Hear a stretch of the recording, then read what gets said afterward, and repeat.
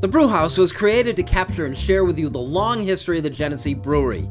But the brewery itself isn't half as interesting as the beer and the people who make it.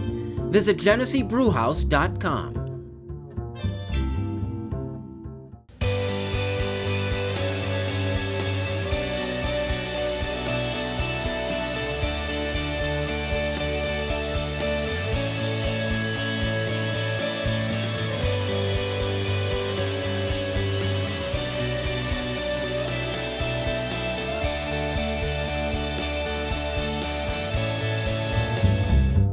Hello, everyone, and welcome to the Rochester Press Box, presented by the Genesee Brewhouse. Our pleasure to have Kevin Oklobzija back, Rochester's newest business writer. Rochester Business Journal. Congratulations. Yes, well, thank you. Thank you. A new adventure. Mike Catalana co-hosting along with Kevin Cobb. That's right. Quarterback jerseys after Kelly, Kevin Cobb today. And we were just talking about this before we went on, but like one of my biggest question as a Bills fan is if Kevin Cobb did not concuss and turn his knee on that mat at training camp and E.J. Manuel had a year to develop, how different this franchise would look. By the way, second quarterback the Bills drafted that happened to, J.P. Lossman getting his knee blown out or whatever happened.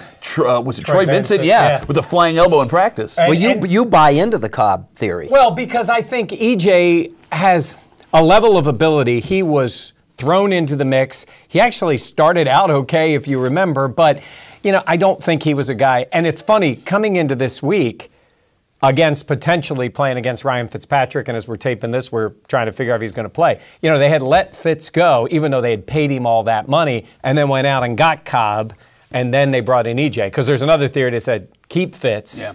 Keep him as that spot starter backup, but there was so much frustration and the idea of drafting a quarterback. So the Kevin Cobb thing, I feel badly for Kevin Cobb because I think he could have been a competent to pretty good starter if he was healthy. Yeah, number 4. I wonder if any of us would have remembered that was his number. I mean, I got the jersey, so yes. Now, Kevin, hey, let's talk a little hockey. Your old stomping grounds. Now it's Mr. Business, but hockey. We're underway in the season. What kind of things are you looking forward to seeing? Improvement from the Sabres? Oh my gosh, they played really well in Anaheim. Like they really did. That was everything they had to do. An Anaheim team missing a couple players, but so are the Sabres. So they did everything they had to do. They hit, they skated, they worked. They looked like every shift mattered. And then they were in Vegas and, oh my goodness, there's no doubt they had Monday off in Vegas. Whether they did anything, whether they went to the tables, went to see a show, golfed, whatever, they were horrible. Got it going. Got a point, but still, you can't play that way. I don't know who they think, if you're in February and you have a 500 record, fine. But the way they are, they got to show that, as coaches would say, desperation all the time, and they're not. I was watching the one goal that the Golden Knights scored early. And Ristolainen plays a lot of minutes, but he was not exactly putting in premium effort. And even the superstar, Jack Eichel, just behind the play, and we know there's going to be issues because they're trying to change the way they play. Some of it was effort at certain times, and I know it's game, 6 of 80 games, but you just didn't see that. Now, it was good to see the comeback. It was good to see Kane get the goal, and it's a point. They need the points. But they need to regroup, and they need to get on a bit of a streak early in the year because you get behind in these points, it's hard to ever make them up. And I don't know if they will. I just don't know if they're fast enough. I don't know in the way the game is today if they have enough guys that are quick enough. I don't know, it's the gel guys that bother me, right? Because they have your guys that'll go get points. Like normally, listen, Ryan O'Reilly will fall out of this funk. Jack Eichel's there. You got Kane. It's the guys that are in between those guys that are really bothering me because with the exception of Palmer, Eichel, Kane, and O'Reilly getting his first goal the other night, can you think of anyone else that's playing halfway decent hockey? Justin Bailey, I mean, there's your shot in the arm to try and get something going. He makes it work the first game he comes up, but then was he even dressed on Tuesday night against Las Vegas? He played 10 minutes. Okay, so... Didn't notice a couple times, but I mean, they lose Gergensen's early. That hurts. They just don't have enough depth at center, and that's a huge hole. Josephson's out hurt. There's nothing there. They didn't have depth at center last year, and they got even less now with injuries. So you're right. It's the secondary guys. It's the depth guys who they need more help. They really do. Okay, and then there's the other issues where they're trying to get the power play figured out, which was dominant last year, but they're changing the way they've played. They've given up more than they've gotten out of their power play. And to help with that offense, Phil Housley wants those defensemen coming up in the play. So there are major changes with the way they played. I think we need to give them a certain amount of games to see. But in terms of for this specific year, in comparison to the Bills, we always talk about that and say the Bills are thinking to the future, but they've had decent success early. The Sabres maybe still are looking a little bit to the future, but haven't. And I think part of it is, all right, let's see who here can play the way we want to. This is what we inherited. We got rid of a couple guys. We brought in a couple. Now let's see if Sam Reinhart can play. I'd say move him if you can. I'm not a big Sam Reinhart fan. It wasn't the greatest draft as it turned out. But give me 15 seconds on the Amerks. 15 seconds on the Amers. They will be fine if the Sabres quit getting hurt. I mean, they have enough depth now, it looks like, that they can withstand recalls. I think should be an entertaining team. How many goals they score, I don't know, but their D is really good, and that's where the strength is. Very good. This is the Rochester Press Box, presented by the Genesee Brewhouse. We do the Buffalo Bills next.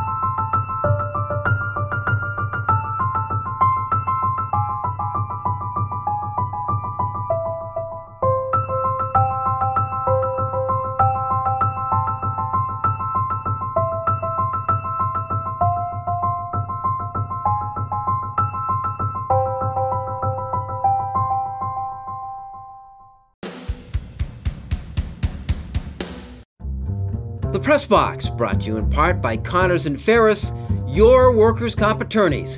Call 262-COMP, C-O-M-P, today.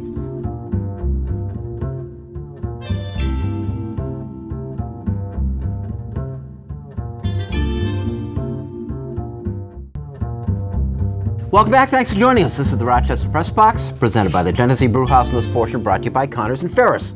Buffalo Bills, back off the bye. They're 3-point favorites against Tampa Bay at home. Yeah, it was funny. At the beginning of the year, there were some people saying, oh, the Jets game's the only one they're going to be favored in. And we don't know how the season plays out. Tampa Bay's a team a lot of people had high hopes for. They've been banged up a little bit. Again, the quarterback situation, as we're saying this, we're not sure if it's going to be Winston or Fitz playing in the game. But the Bills certainly have a very, very legitimate shot to win this game against Tampa. Tampa's a good team. They got a couple of exceptional wide receivers. And if you can get them the ball, they can make plays. But at home, against a team like Tampa, I think they match up pretty well against them. It seems like we have such history with Fitzpatrick. You know, it's like he's not just a guy who used to play for Buffalo. I want him to retire so I can love him again. I want to love Ryan Fitzpatrick, but he just keeps hanging around, and we seem to see him every year. Texans, Jets, 4 games in 2 years, and now Tampa Bay possibly again on Sunday. I don't know. Like, I would much rather see a AC joint sprained Jameis Winston than I would a healthy Ryan Fitzpatrick. And I'm going to be completely honest with you, and this may be the Bills jinx in my head.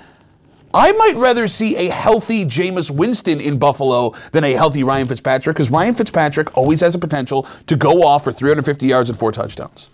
This is the time of the year, if you look back, I know the last 4 or 5 years, they seem to be 3-3, 2-2, 3-2, always right around this level, and this is where it starts to fall apart. And I don't know if that happens this year, but they have to win winnable games. And I do think Sean McDermott has some things changed as far as an approach and an attitude that maybe it doesn't unravel. But this is kind of that turning point of the season where, fans have been excited and maybe a little more excited than they wanted to be, and then it falls apart. Yeah, there was talk so much this week about parity. I mean, they all appear winnable all of a sudden. Like everybody can beat everybody. Yeah, it's what we talk about. It's sometimes, again, it's not always who you play. It's when you play them, circumstances. Again, I think from the outside, most people looking in would say, if Winston's banged up, they're going to their backup, so that helps you a little bit.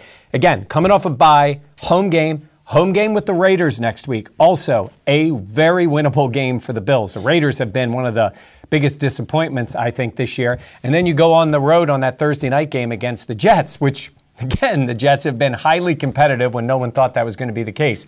I think when we look back on the season, to Kevin's point, this is going to be a key part. Can you stay afloat? Can you stay in the race? Because you look at the AFC, I mean, It's, again, 9 or maybe 10 wins is going to get you in the playoffs this year. I really believe that. Make some picks. The line is 3, and Buffalo's giving the points. I like the Bills in this game. I like them coming off the bye. I like their defense in the matchup. I think they'll be ready to go. I think they'll get after either one of those quarterbacks and force some turnovers. And I think they're going to score on defense in this game. I think they're going to make a play. I have 24-16 Bills to win. Pick another game. I'm going to stick with the 49ers. They have been unbelievable. Now, Dallas will probably still win the game because, they do have Elliott, whatever, on the suspension thing. San Francisco has been absurd in how close they've been and the way they've lost games and how they've stayed close. They're not a particularly good team, but they do play hard. So I'm going to take them in the points at home against Dallas. Give me a couple picks. I am a little nervous about picking the Bills now, seeing as how I'm crushing Mike when it comes to win-loss so far. 9-3 against the points. That's right, that's right. But no, I think he's right that coming off the bye, questionable quarterback situation, a Bills team that feels disrespected after a loss that was a losable game in Cincinnati. I think the Bills not only win, but they win by at least a touchdown. And for the second game, I am taking Arizona in London, 3.5 against the L.A. Rams. I don't believe in the Rams right now. I think there are things within that organization that could pull them down from the inside. His name is Sammy Watkins. And I think that this shot in the arm they've got from Adrian Peterson in Arizona, they're going to ride this for a little while. And Arizona traditionally plays well in London. Kevin, what do you got? I have the Bills winning. I mean, I like a lot of the things they're doing, and I don't even care who plays quarterback for Tampa. I think the Bills are okay. I'm starting to get impressed by them. You're convincing me. Give me a second game. And Vikings. They were really good last week against Green Bay. Aaron Rodgers got hurt. I get that. They may hurt Joe Flacco, too. They will get the Flacco. Their D is playing really well right now, and it doesn't matter who plays quarterback for them. They're doing enough things right. They're at home. They know they got to take advantage of home field now because their schedule is all on the road later. I'll take Tampa with the points. I like the Packers even without Rodgers because they're getting points at home. Classy Wolf Media is donating $500 to Hunter's Hope. In the name of our Connors and Ferris Pick the Winner contest, Pat Duffy is our leader at 9-3 against the spread so far. This is the Rochester Press Box presented by the Genesee Brewhouse. This portion brought to you by Connors and Ferris. Like It or Not is next.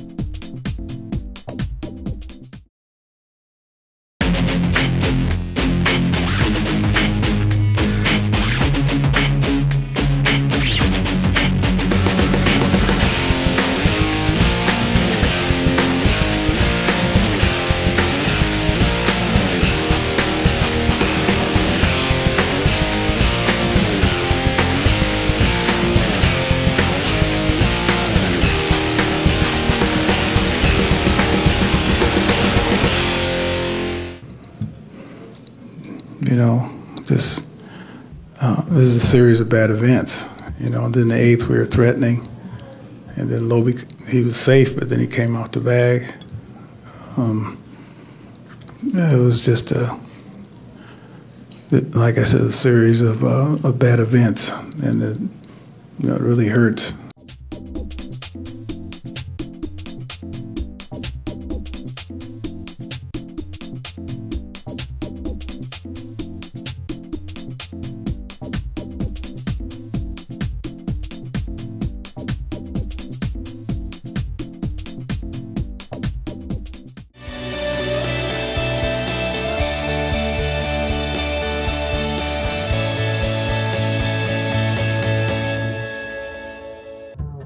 Welcome back. This is the Rochester Press Box presented by the Genesee Brewhouse. Like it or not. Kevin, instant replay in regards to the two games we've seen recently with the Cubs and the Jets. Where frame-by-frame type thing, game-changing reversals. The Jets was absurd. It's a touchdown. It's a touchdown. How did they say it wasn't? Any other part of the field, that's a touchdown. But they can make a by the. Or I mean, it's not. They can make a by a letter of the law case, but it's when you get these things where you can see it for a tenth of a second and say, "Whoa."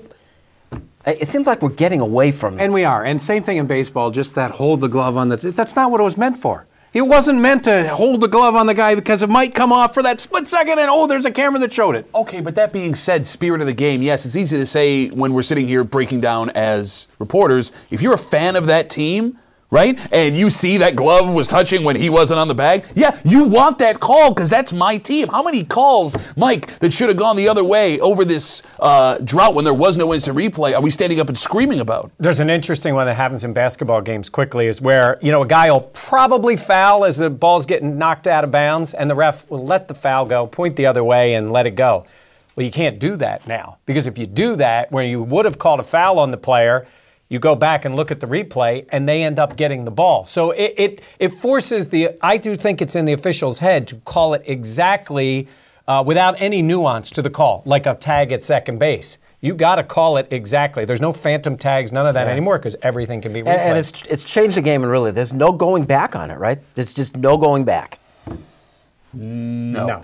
How do you go back? You've showed the emperor with no clothes on. And television now does such a better job. I mean, we can get so close and so specific, where years ago you didn't have the HD cameras, you didn't have the angles, you just didn't have it. Well, when he was starting, it was him on a hill with a megaphone yelling. You're talking to Bill. We're in the same boat. Wow, that was really mean. Well, thank you. I just gained 10 well, years, that's all I right, think. That's fine. This is the Rochester Press Box, presented by the Genesee Brewhouse. Unfinished Business is next.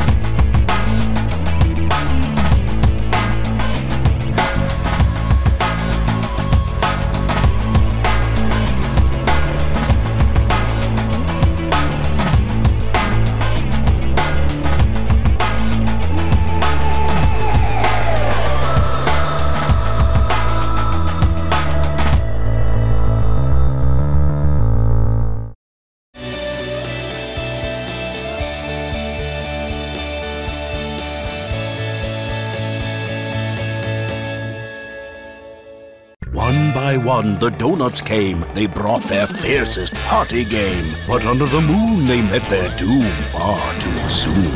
Get your spooky donuts or 10 munchkins for $1.99 at Dunkin'. America runs on Dunkin'. Welcome back, and thanks for joining us. This is the Rochester Press Box, presented by the Genesee Brewhouse. Unfinished Business, brought to you by Dunkin' Donuts. America runs on Dunkin'. Pat. Depending on what happens against the Tampa Bay Buccaneers, either it's trade Tyrod time or Pro Bowl Tyrod time. Sit down Tyrod and let's see Peterman. I tweeted out earlier this week when the Bills were working on a wide receiver why they also worked out Matt Sims, former quarterback for the Buffalo Bills. And all the responses in my Twitter, and I'm talking dozens of these things, is because Tyrod is no good and they're going to sit him down or trade him and start Nate Peterman against the Buccaneers or the Raiders. And the argument is, well, we haven't seen Peterman, and he played well in college, and Chris Hogan was a nobody, and Mike Gillisley was a nobody, and all of these guys were nobodies, and now they're stars. They're not, but beside that point, even if they were, with that logic, why not sit down every starter for the Buffalo Bills and play the second and third team guys every single week? You know why? Because it's stupid. Just like right now, it's stupid to sit down the guy who gives you the best chance to win. Tyrod Taylor is what he is. He is what we thought he was, right? He's not going to make mistakes to lose you a game. He's not going to win you a game. But thinking that a fifth-round pick out of Pitt, who couldn't even come close to winning the ACC, is anything better than Tyrod Taylor is asinine. And stop tweeting me, for God's sakes. I mean, it's working. What's your handle? They're 3-2, and they're in the race. Yes. And if they go win against Tampa Bay today, you're back in the lead for the division, for God's sakes. And Oakland and the Jets, they can be 6-2. Hate everybody. Kevin. Okay, so I'm a little confused here, and people aren't going to be surprised by that. But, so the NFL has this rule where, if you down a punt at like the half-inch yard line, or half-inch line rather, they move it out to the 1 to start the next series. What happened to all those other yards there? And then there's a punt, and the punt goes out of bounds. And this guy comes walking down the sideline, and he goes like this, and he's got his arm up in the air, and he's looking at the referee. The referee says, stop! And he stops right there, because that's exactly where it went out of bounds. Yet, they'll replay a touchdown 15 times to see if the pylon, when did he lose possession? I just don't get it. I don't get it. They care about certain things. They don't care about other things. They stop the clock in the last 5 minutes of a half, but the rest of the time you go out of bounds. Oh, start the clock. Run. Weird game. Weird game. No rule is the same depending on where it is on the field or what time of the game it is. The chain gang used to always get me is that they trot this thing out there and it's so inexact. And then it's like that. Feel like changing the strike zone in the ninth inning. Well, that's happened. That's I get it. Okay. But mostly it changes during the game or game to game, but usually not in the inning. Do you yell this stuff while you're watching games? Oh. He thinks he's watching a game right now. That's what's happening. All right, not exactly breaking news here, but hot takers, you got it wrong. Going back to training camp and going back to the beginning of the year when Anquan Boldin decided that he was going to retire and wasn't going to play. And you know what the hot takes were. Oh, he saw how bad the Bills were. This is a guy who's just waiting for another opportunity. And then later, oh, he's going to go sign with the New England Patriots. Anquan Boldin told you why he quit. Because his heart wasn't in it. His heart was in other places. He wanted to help in his community. This is not about national anthems. This is not about protests. This is about a guy who's had a phenomenal career telling us all one thing and then sticking to it. So you look at Congress and the NFL players are there. There's Anquan Boldin. You look in Charlottesville with things that have happened there. There's Anquan Boldin with his face, his name, and his money. And when the NFL meets the owners with the players, there's Anquan Boldin, and next to team it says legend, because that's really what he was in the NFL. Borderline, maybe exactly a Hall of Famer as a player. But he told you why he was quitting. His heart wasn't in playing. He had proved a lot as a player and won a Super Bowl, and he was done. It wasn't because of the Bills. It wasn't because of trying to find a better deal, and it wasn't because of money, because he gave away money. So hot takers, you were wrong. Anquan Boldin did and continues to do exactly what he said. I think we're just getting too used to being lied to and assume that everyone is lying to us. That's a hot take. Okay, here we go. I am really hoping that the Bills trade his rights to the Patriots next week so I can just throw it right back in your face. This is the Rochester Press Box presented by the Genesee Brewhouse, and Unfinished Business is brought to you by Dunkin' Donuts. Thanks for joining us. Kevin, good to have you back. Great to be here. Guys. Yep. Kevin Cobb. And thank you for watching. We'll see you next week.